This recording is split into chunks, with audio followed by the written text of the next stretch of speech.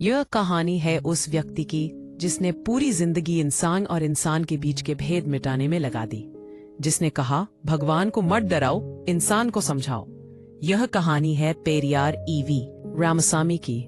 पेरियार का जन्म 17 सितंबर 1839 को तमिलनाडु के ईरोड नाम के छोटे से कस्बे में हुआ। उनका पूरा नाम था ईरोड वेंकटा रामासामी।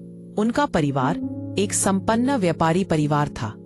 बचपन से ही पेरियार बहुत तेज, जिज्ञासु और सवाल पूछने वाले बच्चे थे। लेकिन जैसे जैसे वो बड़े हुए, उन्होंने समाज की कड़वी सच्चाई को महसूस किया। ऊंच नीच, जात पात और धर्म के नाम पर भेदभाव। पेरियार को इन बातों से हमेशा तकलीफ होती थी। वे सोचते थे, अगर सब इंसान भगवान की संतान है तो कुछ ऊंच और कुछ नीच क्यों? एक दिन पेरियार ने सोचा कि उन्हें आध्यात्मिक ज्ञान प्राप्त करना चाहिए। वे चल पड़े काशी, वाराणसी की ओर, जहां लोग कहते थे कि धर्म और भक्ति का केंद्र है। लेकिन वहां जो हुआ, उसने उनकी सोच को हमेशा के लिए बदल दिया। काशी में उनके साथ सिर्फ इसलिए भेदभाव किया गया क्योंकि वो नीची जाति से माने गए। उन्हें मंदिर में प्रवेश नहीं करने दिया गया। यह देखकर पेरियार के अंदर गुस्सा, दर्द और जागरूकता सब एक साथ उमड़ पड़ी। उन्होंने वही प्रण लिया, अब मैं इस झूठे भेदभाव और पाखंड को तोड़ दूंगा। वापस आने के बाद पेरियार ने भारतीय राष्ट्रीय कांग्रेस में शामिल होकर काम शुरू किया। उनका मानना था कि आजादी के साथ साथ समाज को भी बदलना होगा। लेकिन जल्दी ही उन्होंने महसूस किया कि कांग्रेस में भी ऊंची जातियों का प्रभाव ज्यादा है। सामाजिक समानता की बात वहां भी उतनी नहीं थी जितनी होनी चाहिए थी।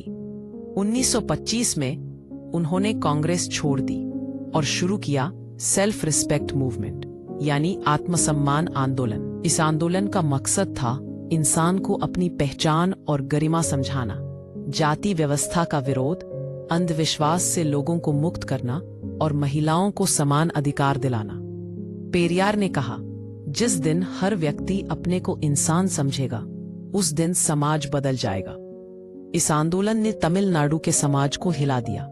लोगों ने पहली बार सोचना शुरू किया कि धर्म और परंपरा के नाम पर जो अन्याय हो रहा है वो गलत है। पेरियार महिलाओं के लिए भी बहुत आगे की सोच रखते थे।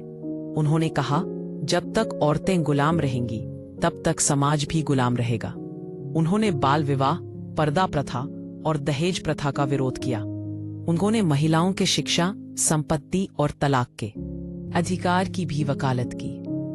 उनका मानना था कि पुरुष और महिला दोनों समाज के दो पहिए हैं। अगर एक कमजोर होगा तो समाज आगे नहीं बढ़ सकता। पेरियार खुले तौर पर नास्तिक थे। वे मानते थे कि भगवान और धर्म का इस्तेमाल लोगों को डराने के लिए किया गया है। उन्होंने कहा, अगर भगवान है तो वह न्यायप्रिय होगा, लेकिन अगर अन्याय हो रहा है तो या तो भगवान नहीं है या फिर वह न्यायप्रिय नहीं है। उन्होंने लोगों से कहा, भक्ति नहीं बुद्धि अपनाओ। उनकी यह बात लोगों के दिलों में उतर गई, खासकर युवाओं में। समय बीतता गया और पेरियार ने महसूस किया कि दक्षिण भारत को अपनी अलग पहचान चाहिए। उन्होंने शुरू किया द्रविड़ आंदोलन, जिसका उद्देश्य था द्रविड़ लोगों को एकजुट करना और जातिवाद व ब्राह्मणवाद से मुक्त करना। 1944 में उन्होंने द्रविड़ कड़गम, द्रविडर काजगम की स्थापना की। उनका विचार था कि दक्षिण भारत को अपने अधिकार और सम्मान खुद तय करने चाहिए। उनके आंदोलन ने आगे चलकर डीएमके और एआईएडीएमके जैसी बड़ी राजनीतिक पार्टियों को जन्म दिया। पेरियार हमेशा कहते थे कि समाज में असली समानता शिक्षा से आती है। उन्होंने कहा, अगर तुम चाहते हो कि तुम्हारे साथ कोई भेदभाव न करे तो शिक्षा को अपना हथियार बना लो। उन्होंने स्कूलों, कॉलेजों और सामाजिक संगठनों के जरिए शिक्षा को बढ़ावा दिया।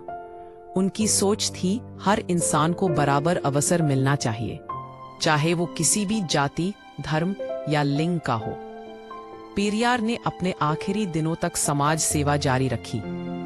24 दिसंबर 1973 को उनका निधन हुआ, लेकिन उनके विचार आज भी जिंदा हैं। तमिलनाडु में आज भी लाखों लोग उन्हें पेरियार अय्या यानी महान पिता कहकर याद करते हैं। उनकी मूर्तियां, संस्थाएं और आंदोलन आज भी लोगों को समानता का संदेश दे रहे हैं। पेरियार ने कहा था, धर्म को छोड़ो, इंसानियत अपनाओ। समाज तभी आगे बढ़ेगा जब तर्क, समानता और शिक्षा को अपनाया जाएगा। आत्मसम्मान ही असली आजादी है। उनका जीवन हमें सिखाता है कि इंसान की पहचान उसकी सोच से होती है, उसकी जाति से नहीं। पेरियार ने हमें बताया कि अगर समाज में बदलाव चाहिए तो पहले अपने भीतर से डर और अंधविश्वास मिटाना होगा।